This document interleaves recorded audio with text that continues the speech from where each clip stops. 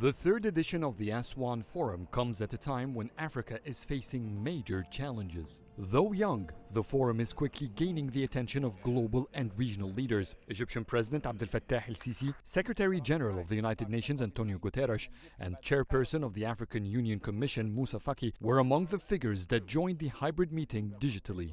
Focusing on Africa's road for a resilient, peaceful and sustainable continent, food security topped the talks during the first day of the forum. Participants also focused on adaptation and mitigation measures for climate change, which is a pressing challenge in agricultural development. African leaders and experts meeting in Cairo called on the developed world to honor their commitment to help the continent face environmental issues. In COP21 in Paris, there was an agreement, a commitment that 80% of the financing will be coming from global climate finance. And what we find from our models is that Africa requires a 1.6 trillion US dollars between now and 2030 to implement those INDCs successfully.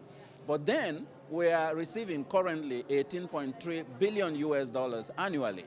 So if you look at it, the average requirement for Africa is about 127 billion US dollars annually to implement the INDCs. We are receiving 18.3 billion annually. So we have a climate finance gap of 118 billion US dollars. Egypt is hosting the United Nations Climate Change Conference COP27 this year. The outcomes of this two-day meeting will be included in the agenda of the summit for world leaders to discuss during the conference this November.